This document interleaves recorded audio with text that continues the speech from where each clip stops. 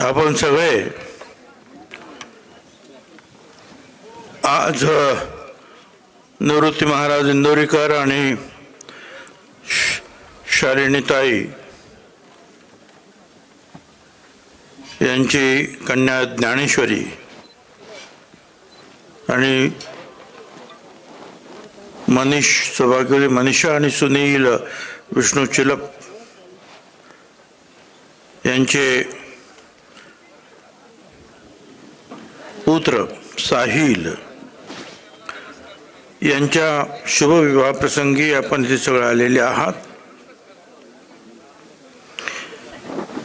अनेक माझ्या अगोदरच आमच्या आमदार भगिनींनी सुद्धा आशीर्वाद दिले. मी सुद्धा या शुभविवाह प्रसंगी ज्ञानेश्वरी आणि साहिल यांना मनपूर्वक आशीर्वाद देतो. खरं तर निवृत्ती महाराज हे फक्त काही महाराष्ट्रात नाही, महाराष्ट्राच्या बाहेर सुद्धा त्यांची कीर्ती गेलेली आहे. कीर्तनकार अनेक आहेत, चांगले आहेत, काही होऊन गेले, काही आहेत, पण एका वेगळ्या धर्तीचं लोकांना खेळवून ठेवणारं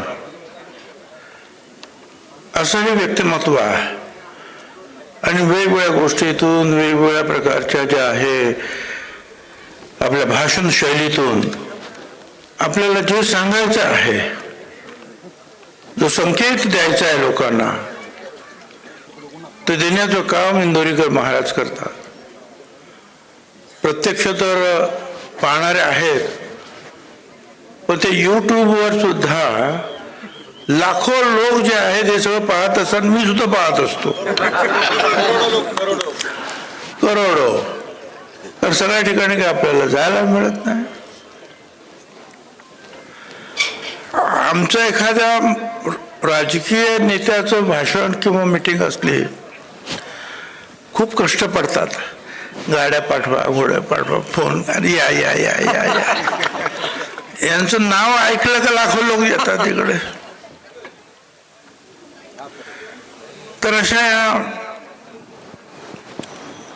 निवृत्ती महाराज इंदोरीकर यांच्या मी फार आभारी आहे. त्यांनी मला खास इथं आमंत्रण सुद्धा दिलं, त्यामुळे त्यांचंही दर्शन झालं, आपलंही दर्शन झालं.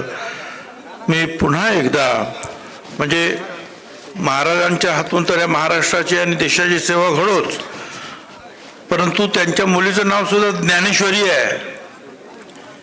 त्या ज्ञानेश्वरी ही आमची मुलगी आणि साहिल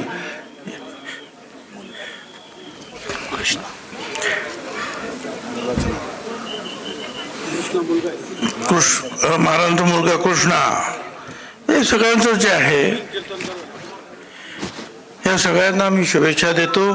आणि यापुढे सुद्धा त्यांच्या हातून राज्याच्या बाहेरच्या लोकांची जी आहे सेवा त्यांनी सगळ्यांच्याच हातून घडो अशी मी परमेश्वराच्या चरणी प्रार्थना करतो आणि थांबतो. धन्यवाद.